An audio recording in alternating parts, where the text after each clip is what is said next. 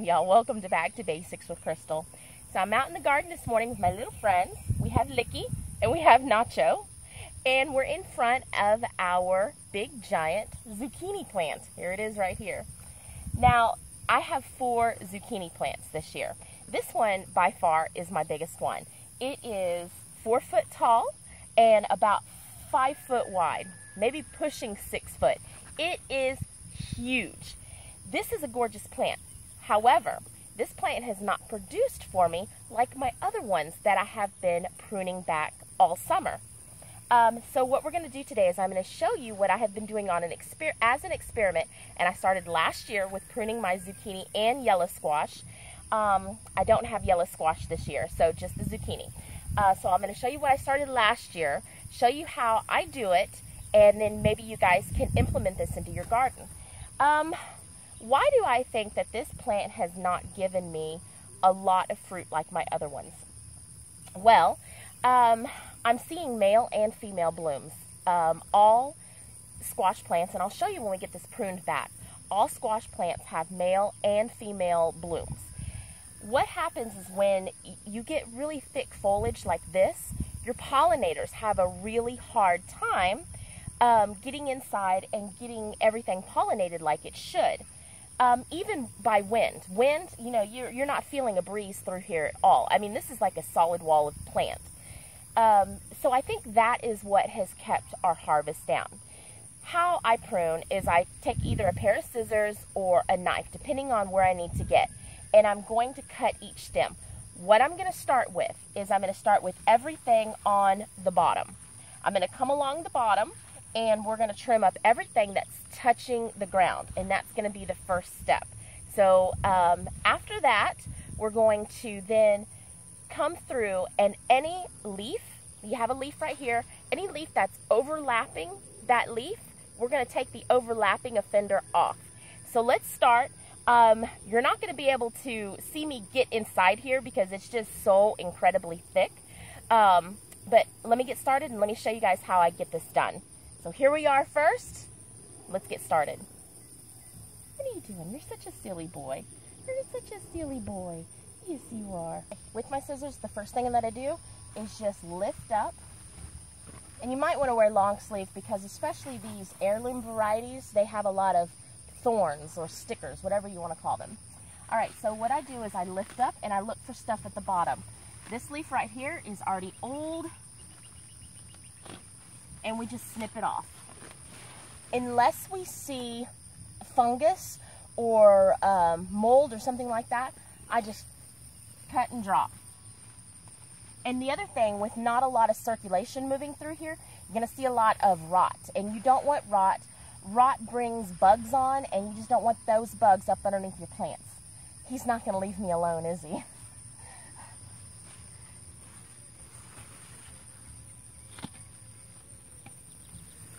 Okay, so let me show you guys something. Let me get closer here. You see this right here? When you make your cut, squash plants are hollow. Can you see that? It's hollow. So you want to make sure that what's left on the plant, you don't make your cut to where the hollow part, like this, is sticking up. What's going to happen is rainwater, garden water, dew is going to collect inside there, and it could rot your plant out. Bugs will also take advantage of that. So you want to make sure what's left on the, he's not done. You want to make sure what's left on the plant looks like this. So you don't want a water collecting source. You want to deflect the water as much as possible.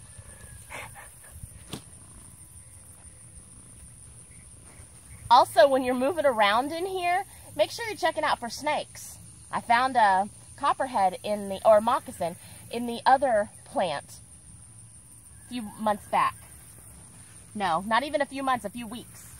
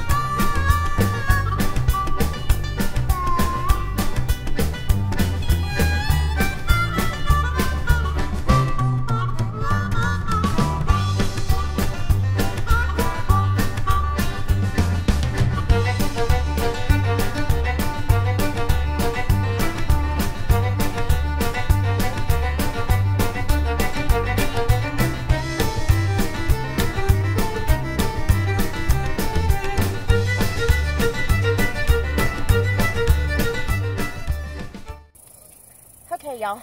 You see I'm now in long pants and a long shirt. This plant was tearing me up. We are now on the back side where actually two plants have kind of merged together. And it's really super important to get these plants separated. I'm going to bring you guys in close so you can kind of see where I've got it trimmed out. You can kind of see what's going on underneath now.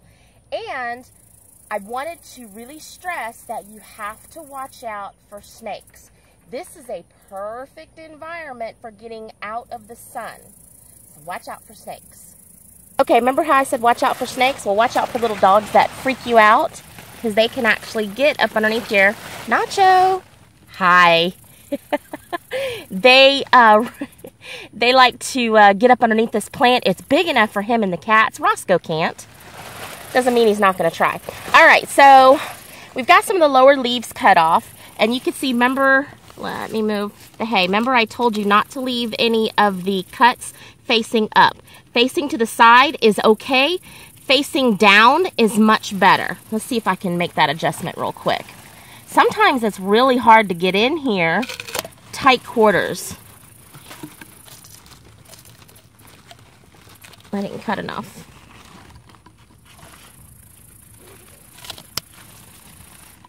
Okay, so you see how it's facing down now? Can you see that? Facing down? All right, so what you see is you see a lot of dead leaves. You see some ant activity. You see some rotten stuff. You see rotten stuff up on the plant. You do not see very much activity as far as growth. It's just too thick through here. So we're going to keep on trimming.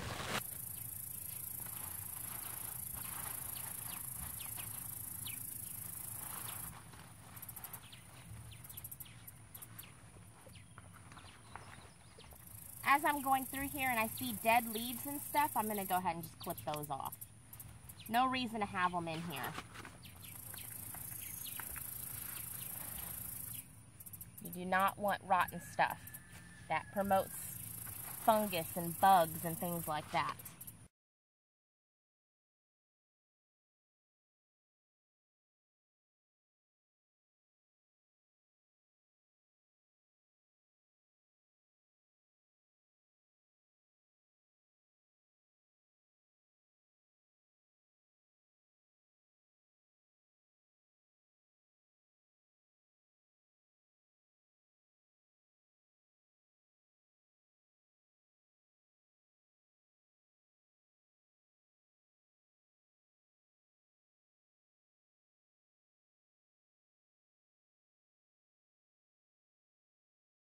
Okay, so now that we've finished taking out all of the bottom leaves, and you can see it's nice and empty down here. Nice and empty, you can feel the air going all the way across from one side of the plant to the other. So now the next step when I prune is I want to take any leaves that are crossing each other. Whether it be from one plant to the other or on their leaves crossing their own leaves on the same plant. My goal is to take out the offending crosser. So I'm going to start doing that right now. When you're pruning, you want to get as close to the plant as you can, to the base of the plant. And sometimes that's really hard to do until you really kind of make a path. So I'll come in here, I'll trim up the leaves that are kind of in my way and I can't see, then I'll come back through and get closer to the plant.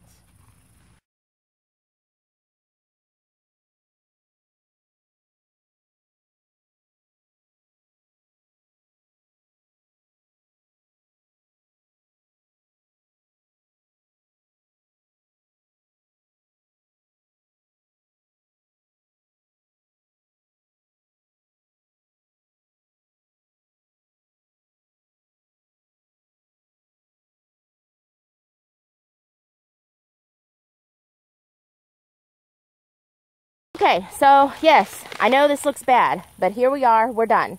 On this side of the plant has fallen. It was completely up off the ground. It is now fallen. I'm going to leave it alone. I'm going to let the plant recoup. Those leaves should start to stand back up. And then I'll come back and keep pruning a little bit here and there.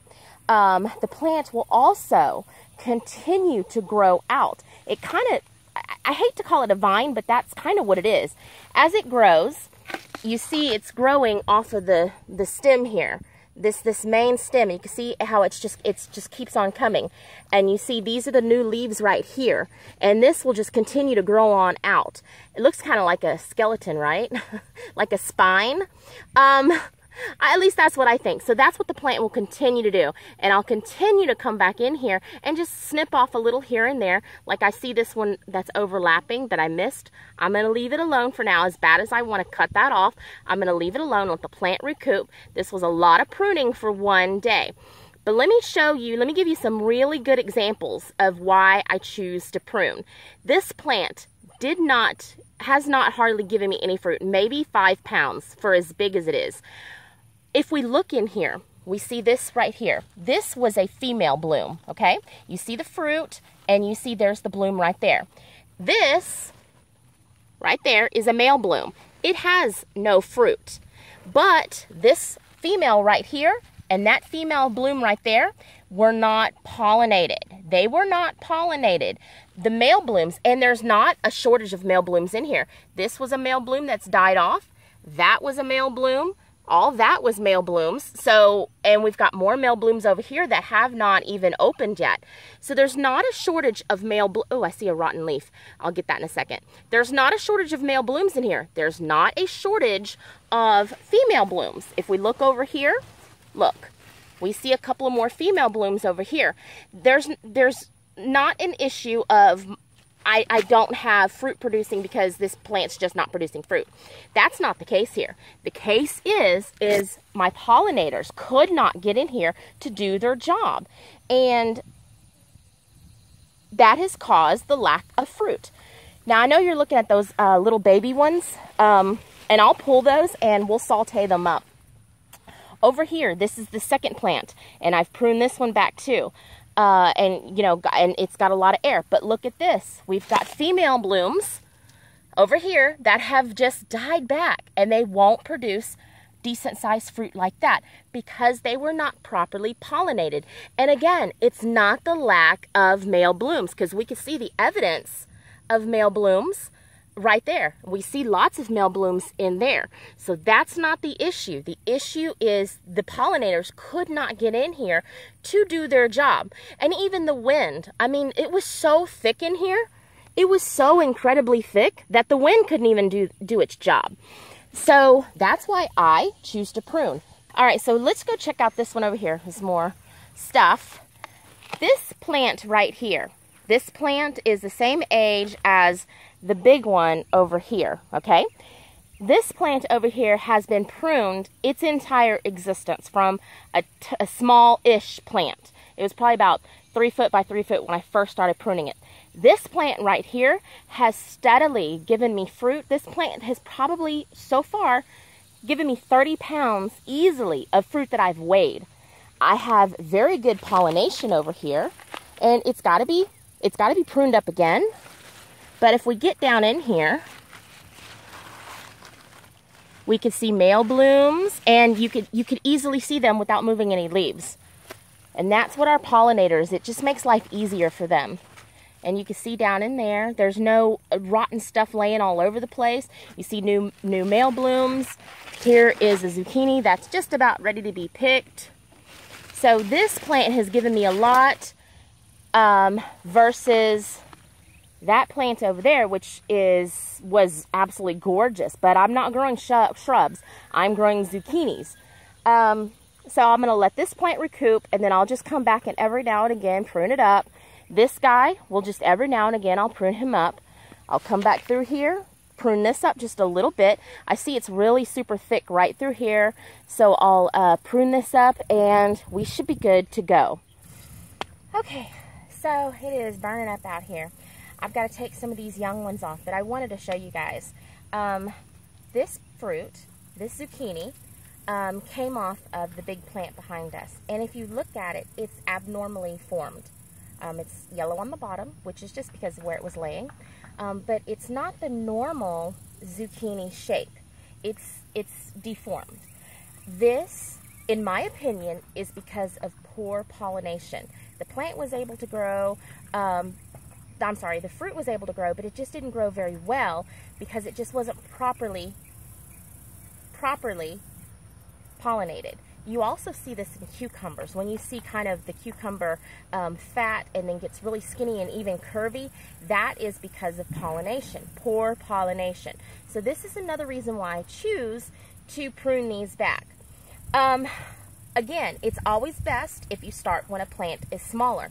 If you start when a plant is big, you'll see it fall over. It's not as pretty as the plant that has been pruned that you're actually sitting beside. So of course it's a good idea to prune from the very beginning, but you know, things happen. Maybe you're just now finding my channel. Maybe you want to give this a try on one of your plants. I hope you liked the video. Hope you found it informative. I am burning up out here. Don't forget to hit the subscribe button. Please share my video and give me a big old thumbs up. Till we talk again, y'all have a blessed day. Bye.